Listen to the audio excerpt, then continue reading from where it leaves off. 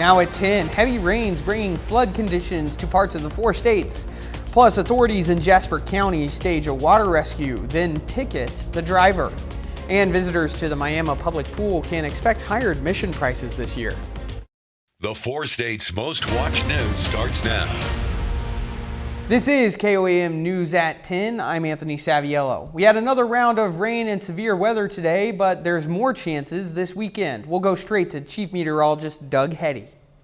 Well, it turned out to be a warm day, but of course we had morning showers and thunderstorms across the region, heavy amounts of rain, a little bit of severe weather. Then we had severe weather again late in the day across portions of the area. 73 was our high, pretty close to where we should be.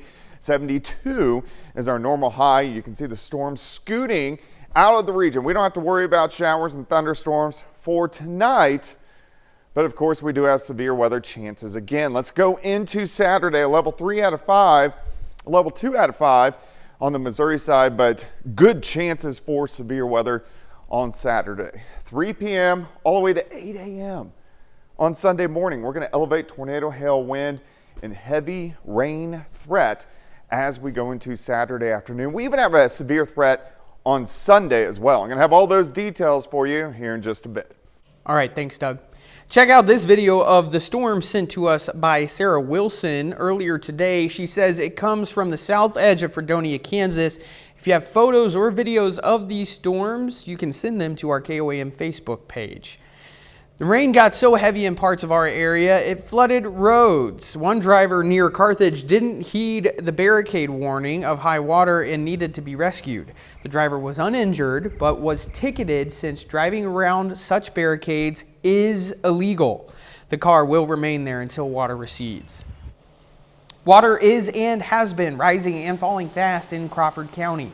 With the predicted weather ahead, there are many potential hazards already present and upcoming, even more so in the case of rural routes.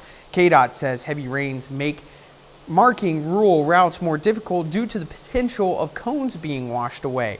Trees are also very heavy now with saturated root systems that can easily fall with strong winds. KDOT and Crawford County Sheriff's Office can be reached in the case of an emergency. Kansas Governor Laura Kelly issues state of disaster emergency for threat of severe storms. The governor issued a verbal state of disaster just after noon today due to severe weather that will be impacting the state beginning today, continuing into Sunday. This declaration activates the Kansas Response Plan and the ability to expedite state agency assistance to communities in need. City officials across the 4 states are preparing for potential flooding throughout this weekend. Officials in Miami say they are expecting to see rising water levels in the area. The city is known to experience flooding. Miami officials say they are expecting the Neosho River to potentially rise by 16 to 21 feet. So you do have some low-lying areas, some roadways that flood, and just any low areas that may prone to flash flooding are going to get wet. And we do have a couple highways that have low areas that are subject to flash flooding. And we want everybody to be safe. If the roadway's flooded, don't drive through it. Be safe. Miami officials say they expect the water to continue to rise and have flooding concerns through Monday. They say they'll be on high alert until they see it start to go down. The city of Miami is looking at future plans for the municipal swimming pool at Riverview Park. The pool was built in the 1930s and was relined 2 years ago for $200,000. Regular flooding of the park has also caused damage to the pool and its pumps, costing the city thousands of dollars every year. The city council has now approved a plan to increase admission prices to make up some of the cost. Our day-to-day rates will just be more user-friendly. As far as the ages go, they'll just be easier to have.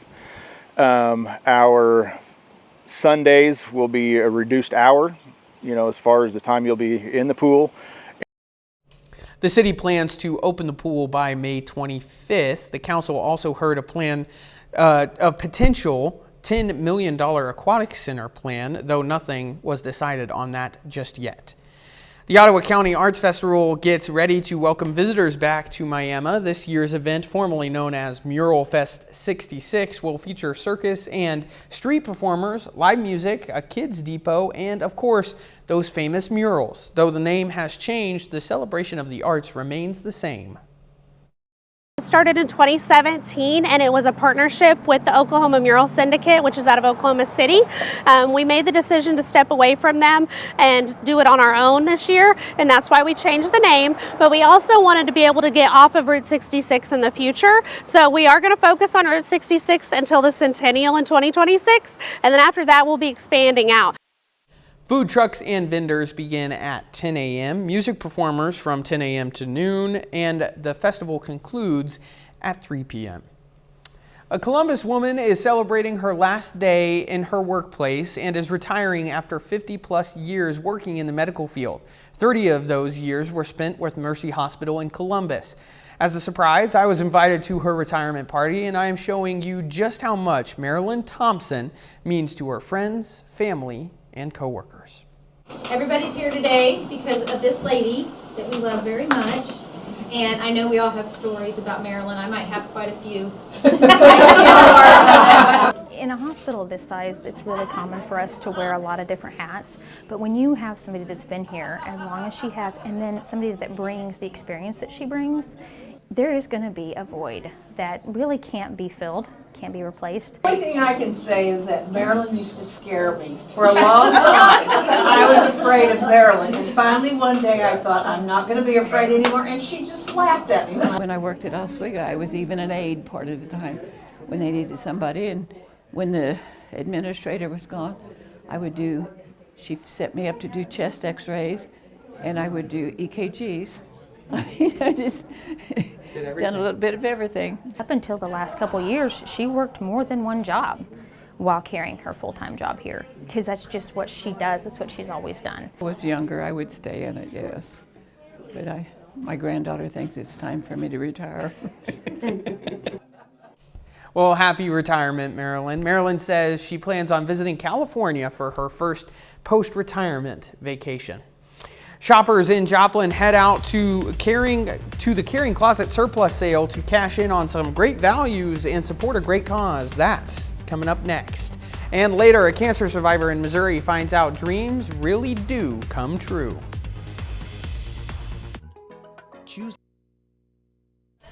Connect Christian Church hosted its biannual Caring Closet surplus sale today. Shoppers could take advantage of clothing in all sizes, toys, houseware items, baby items, and shoes, with all items marked to 25 cents.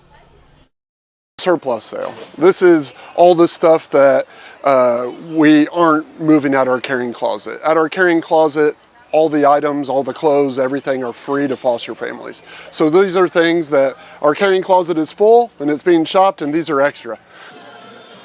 All money raised supports the mission of Fostering Hope, a program to support the local foster care community. One new student got a taste of her dream to run a coffee business. But what makes it extra special is doctors said she wouldn't ever live to see it. Nick Todorovich has her story. You don't have that much time. No one knows when they're gonna die. Like, you're not promised tomorrow. Kylie LeMasters was diagnosed with an aggressive form of brain cancer in 2020, and her doctors told her she had 3 months to live. But she believes in making the most out of every single minute of every single day. She enrolled in Moberly Area Community College with the dream of turning a bus into a coffee shop. 4 years later, LeMaster lives on, and with it, her dream. A dream that was put on full display when Knox County High School welcomed her with a red carpet tour of their coffee bus. Some people say you shouldn't share your dream because it's your dream and other people don't understand it, and I disagree with that a little bit. If you can see and feel and touch your dream, I think it's going to make it a whole lot more reality, because it's a big world. There's surely somebody out there doing what you're doing. Kylie's day started with a tour of the school, and then she got to order coffee from the student-run bus cafe. After she got her coffee, it was her turn to put the apron on, and she began making coffee for some younger students. Kylie tells me she enjoyed meeting the Knox County students and sharing some memories with them behind the counter. Every espresso machine is different, and I just found it cool to like learn about that one and learn about their coffee bus and how they operate it and all that kind of stuff. And those girls are very kind, and I'm not surprised that they work on a coffee bus. The mastermind behind this day of surprises was Kylie's business professor, William King. Mr. King felt inspired by hearing Kylie's story and did everything he could to give her a chance to see her dream become a reality for an entire school district.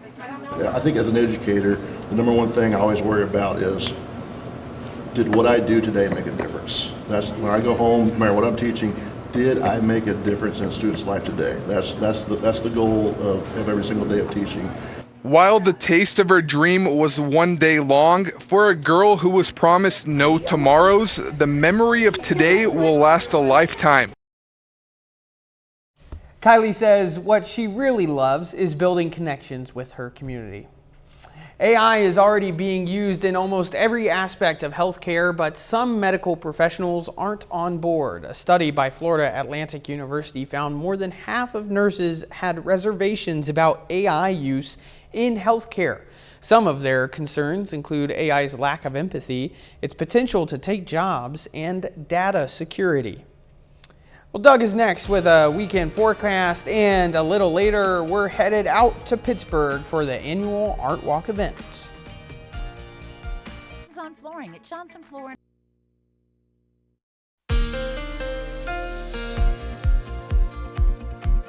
Well, it definitely turned out to be a stormy Friday for us. Showers, thunderstorms through the morning hours, kind of working in last night through the morning hours. And then again, some supercells popped up this afternoon into the evening hours.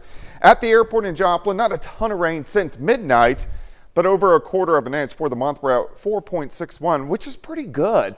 That's about where we average, but for the year, shy of 10. So we still have a departure of 1.5 inches. I'm going to guarantee we make that up by the time we head into tomorrow night. We're going to get some very, very heavy rains in here. All right, severe threat Saturday, level 3 out of 5. These are going to start mid-afternoon, 3 p.m. through the night into Sunday morning. Main threats, hail, wind, and tornadoes, similar to what we had today, just much more widespread. We're going to elevate tornado, hail, wind, and heavy rain is high. We're going to have a flash flooding threat as we go into Saturday afternoon. All right, severe threat again Sunday. This is a level 2 out of 5. Timing from midnight to 8 a.m., a break, then 2 p.m. to 8 p.m. in the afternoon. Hail, wind, tornadoes. We're going to elevate all the threats again. So the bottom line here is pay attention as we go into this weekend. All right, let me walk you through it. Tonight's fine. First half of tomorrow, pretty good. We warm to about 80. We're going to stop at 3:30 in the afternoon. Thunderstorms now starting to develop. North central Oklahoma driving in. You can see the cluster. So here's 5, 6, 7 p.m. This cluster in southeastern Kansas is going to have a high potential to rotate, meaning tornadic. So we need to watch this as it rolls through. As we continue through the evening hours, we get a training situation, meaning severe storms go over the exact same location. Thunderstorms slowly working south and east. By this time of night, 10, 11, midnight, we're going to switch more over to a wind threat, high wind threat, drive through the area. Here's about 3 a.m. on Sunday morning, and then finally our severe threat will start to drop. Showers and thunderstorms stick around into Sunday morning. But then Sunday afternoon, look at this, very similar to what we saw today. If we clear out, see sunshine, supercells pop up with the potential of those rotating as well. So a ton to watch as we go through the next couple days. Plus, we already had flash flooding on Thursday. Look at the rainfall potential. A lot of areas are going to pick up an additional 2, 3, 4, maybe even 5 inches of rain. So a lot of rain. Alert days, next couple days.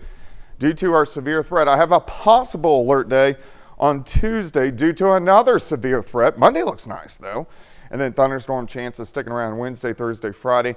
Temperature is pretty good, mainly into the 70s and 80s, cooling down a little bit by late next week. Anthony? All right, thanks, Doug. The severe weather may have canceled the main event for Pittsburgh's Art Walk, but local businesses still kept the spirit of it alive. Several downtown businesses hosted art-themed events, including poetry reading, art exhibits, painting parties, and more, all of it inside and out of the storm. Officials say they couldn't let the Art Walk fans go empty-handed. Being here and having the opportunity to participate with the community in this artistic event and have my wares that I've put my time and effort into and sharing with the community is great for me. It's what I work towards as an artist, and I've always had a great amount of support within the Pittsburgh community that has meant a lot to me. And so being able to get out here and share that with everyone that has put their trust and faith in me as an artist means a lot. The next Pittsburgh Art Walk will be September 20th. Coming up in sports, the Kansas City Chiefs bring in a new member to their football team. Plus, Pitt State football is back on their field playing in their annual spring game. Brock Baldridge has those stories and more. Great day at Continental.